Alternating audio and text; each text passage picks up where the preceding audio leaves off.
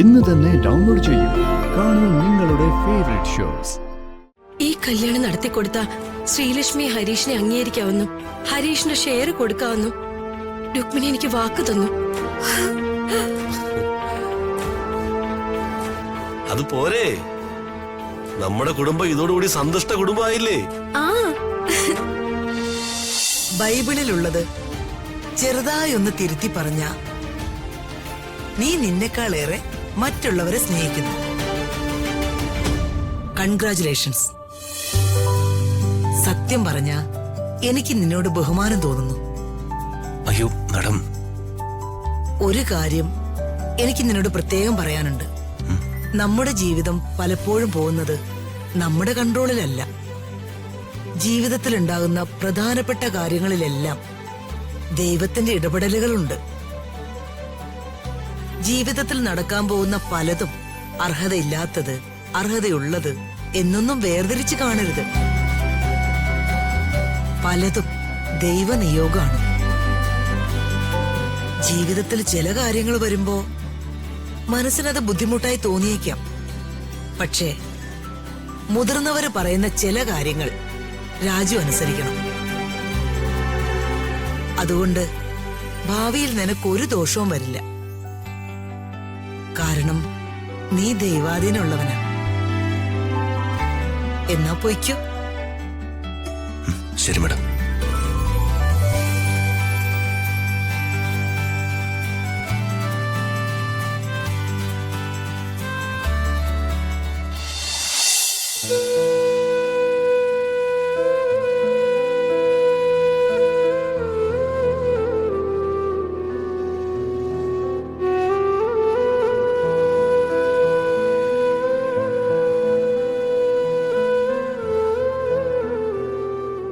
ഇവരുടെ മനസ്സിൽ എന്തോ ഒന്ന് വല്ലാതെ അലട്ടുന്നുണ്ട്. ഞാൻ രാവിലെ മുതലേ ഇവരെ ശ്രദ്ധിക്കുന്നുണ്ട്. എന്താണാവോ?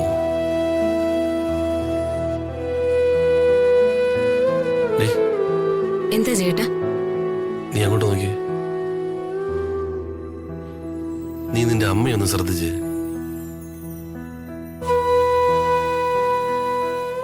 ഞാൻ രാവിലെ മുതലേ അവരെ ശ്രദ്ധിക്കുക. അവർക്കെന്തോ വല്ലാത്ത ടെൻഷനുണ്ട്. ടെൻഷനോ? നീ ശരിക്കും നോക്ക്. ശരിയാ, അമ്മയുടെ മുഖത്ത് എന്തൊക്കെയോ ആദിയുണ്ട്. ഞങ്ങള് 3 മക്കളെ ഓർത്തായിരിക്കും.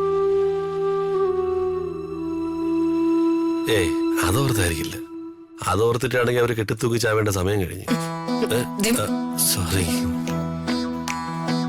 എന്തൊക്കെയാ ചേട്ടേ പറയുന്നേ? ആശയം പറഞ്ഞു വന്നപ്പോ വാചകം വളഞ്ഞൊടിഞ്ഞു പോയി. അങ്ങനെ വളഞ്ഞൊടിയാനൊക്കെ ശീമക്കൊന്ന പന്തലാണോ?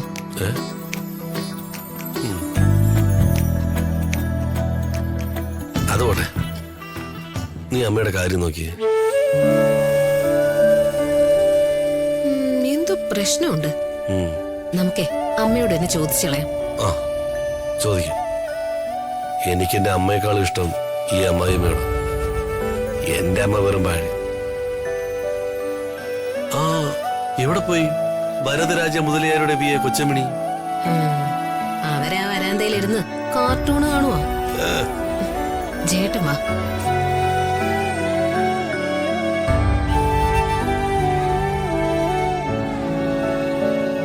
അമ്മേ. എന്താ മോളെ? ചേട്ടൻ പറഞ്ഞപ്പോഴാ എനിക്കും അത് മനസ്സിലായത്. അമ്മയ്ക്ക് എന്തോ ടെൻഷൻ ഉള്ളത് പോലെ. നിനക്ക് വെറുതെ തോന്നിയതാ. എനിക്ക് ടെൻഷനൊന്നുമില്ല. ഉണ്ട്. ഞാൻ രാവിലെ മുതലേ അമ്മയെ ശ്രദ്ധിക്കുന്നതാ. അമ്മയ്ക്ക് എന്താ പ്രശ്നമുണ്ട്? പറയാമേ, എന്ത് പ്രശ്നം ഉണ്ടെങ്കിലും അത് പറഞ്ഞാലല്ലേ പരിഹരിക്കാൻ പറ്റൂ. പറയമ്മേ.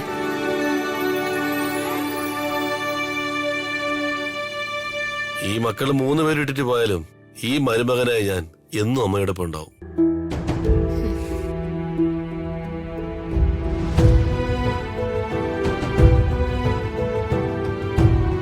അത് ഒന്ന് തുറന്നു പറയമ്മേ.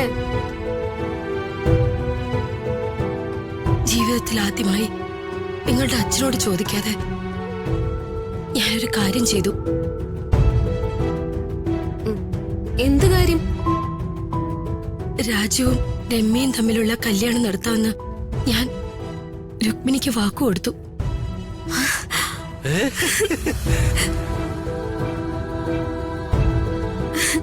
വാക്കു കൊടുത്തോ? ആ അതെ.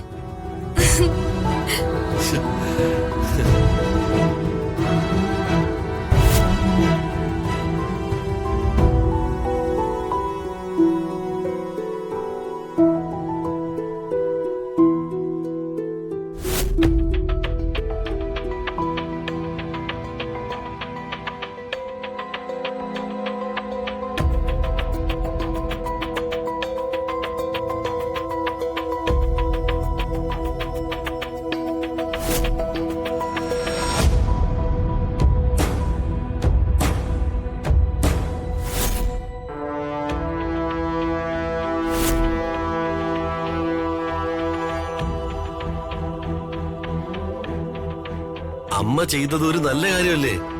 ഈ കുടുംബത്തിന് പ്രയോജനമുള്ള കാര്യം.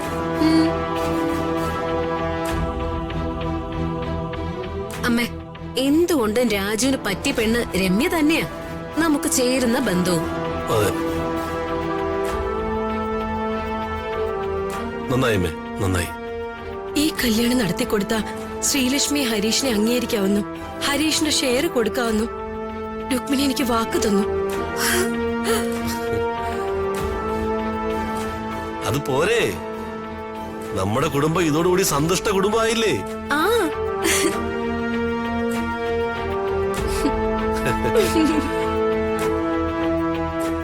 ഈ കല്യാണം മുണ്ടയ്ക്കൽ കൊച്ചമണിയുടെ നേതൃത്വത്തിൽ നടക്കണം. എന്നാലേ എനിക്കൊരു വാരു വാരാൻ പറ്റൂ.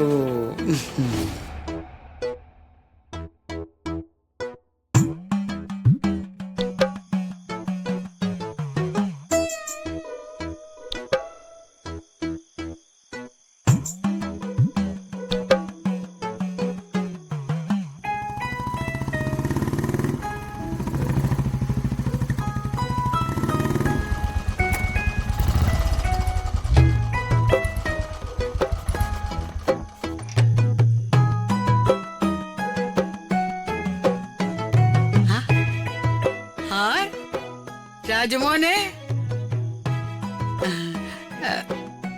ഇതെന്തോന്നാ മോനെ?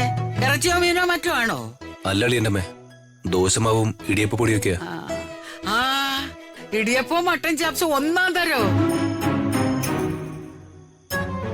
ആ മോനെ നിക്ക്. മോനിപ്പോ ചെകുത്താന്റെയും കടലിന്റെയും നടുവിൽ നിൽക്കുന്ന അവസ്ഥയിലാണ്. അത് ഈ അമ്മയ്ക്ക് നന്നായിട്ടറിയാം. ഒരു വശത്ത് ആ കൊള്ളപ്പലിശക്കാരിയുടെ മകൾ രമ്യ എന്ന് പറയുന്ന ചെകുത്താൻ, മറുവശത്ത് ആ മന്ത്രിയുടെ മകളെന്ന കടല്. ചെകുത്താനെ കെട്ടണോ അതോ കടലിൽ ചാടണോ എന്ന് പറയുന്ന ചിന്തയിലാണ് രാജമോനിപ്പം. ഞാൻ ഒരു ചിന്തയിലും അല്ല.